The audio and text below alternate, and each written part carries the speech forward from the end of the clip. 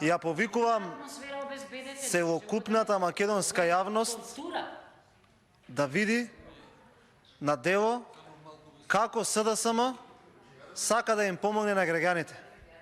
Видовме паушална дискусија дека средствата од амандманот се малку и дека ние сме сакале да замачкаме очи.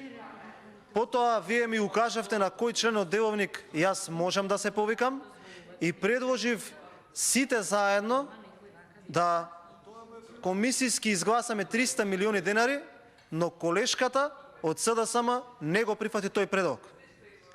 Толку им се лажни програмите што ни самите во нив не си веруваат.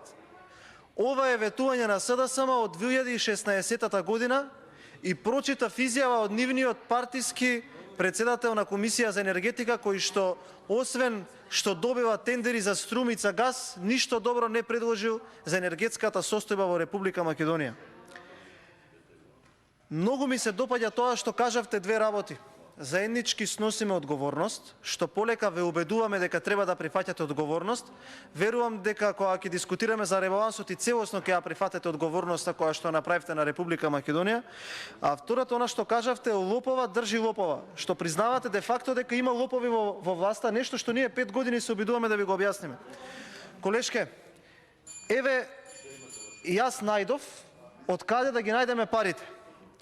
Раздел 04001, Влада на Република Македонија, во програма 1, во подпрограма 1.0 администрација, во првата подколона од колоната расходи на основен буџет за 2022 година, во ставката 425.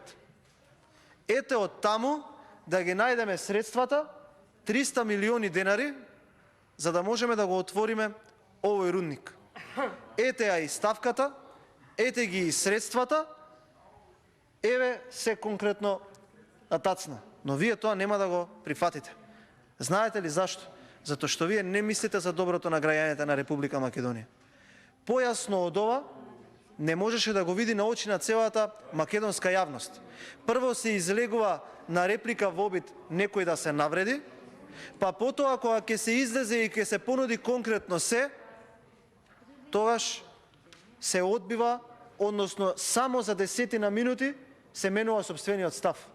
Затоа предлагам да ја искористиме паузата, за да можеме да влеземе суштински во амандманов и веднаш, кога ќе се вратиме од паузата по консултациите кои што нашата пратеничка група, кои што нашите предлагачи на амандманот ќе ги направат со министерот за финансии и Министерството за финансии, затоа што имаме предлог сума, имаме ставки во буџетот од каде да ги издвоиме средствата, да дојдеме и повторно да се изјасниме дали сме за прифаќање на овој амандман, кој што, да повторам, е во износ наш предложен од 90 милиони денари.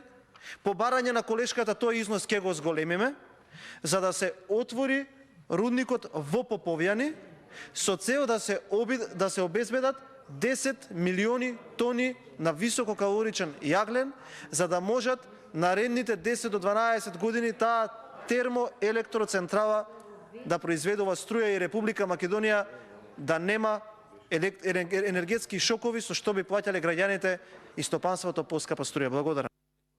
Благодарам и јас на вас. Согласно протоколите си